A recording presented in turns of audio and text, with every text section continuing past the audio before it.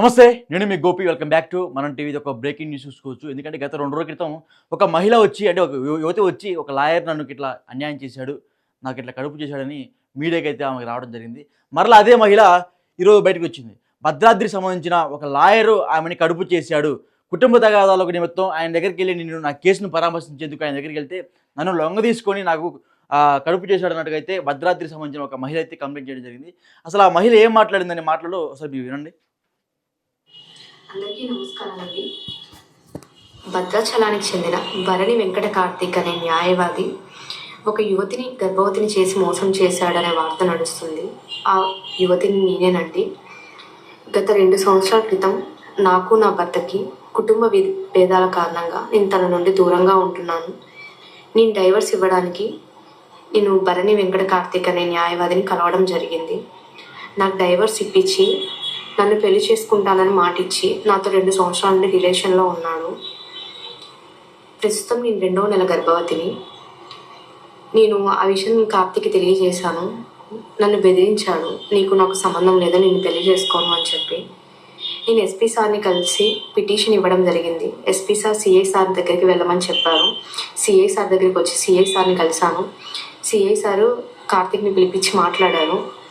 మేము పెద్దవాళ్ళతో మాట్లాడుకుంటామని చెప్పారు. చెప్పిన తర్వాత పెద్ద మనుషులు వచ్చి మాట్లాడుకున్నాము.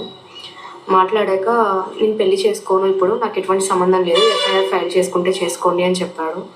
ఆ రోజు ఫిబ్రవరి 4వ తారీఖు నైట్ 9:30 టైంలో నేను ఎఫ్ఐఆర్ ఫైల్ చేయడం జరిగింది. తనకి ఎఫ్ఐఆర్ ఫైల్ అవుతుందన్న ఇన్ఫర్మేషన్ పాస్ అవ్వడం వల్ల నెక్స్ట్ డే మార్నింగ్ తను కనిపించకుండా వెళ్ళిపోయాడు. వెళ్ళి హైదరాబాద్లో హైకోర్టులో పిటిషన్ దాఖలు చేసుకున్నాడు. అక్కడ హైకోర్టులో తనకి పిటిషన్ క్యాన్సిల్ అయింది. సో అప్పటి నుండి అయితే ఎవరికి కాంటాక్ట్లో లేడు. దయచేసి మీడియా వాళ్ళు కానీ పోలీసు వాళ్ళు కానీ నాకు సహకరించి నాకు న్యాయం చేస్తారని తెలియజేస్తున్నాను.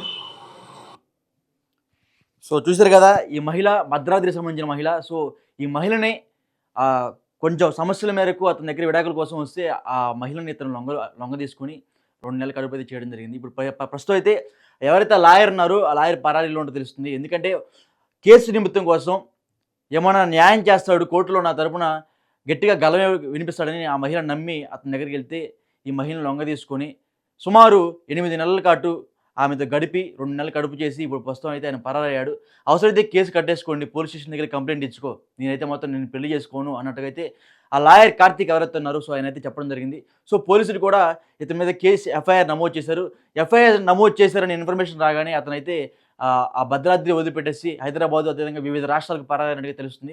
ప్రస్తుతం అయితే హైకోర్టులో పిల్లి కూడా వేశాడు. ఆ పిల్లి కూడా కోర్టు అయితే కొట్టివేయడం జరిగింది.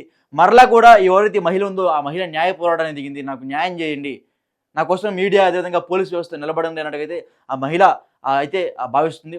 బట్ దీంట్లో మాత్రం ఈ మహిళ తప్పు ఉంది, ఆ లాయర్ తప్పు ఉంది. ఈ మహిళ అయినా సరే విడాకుల కోసం వచ్చినప్పుడు విడాకుల పని చూసుకోవాలి తప్ప ఇలాంటివి కాదు.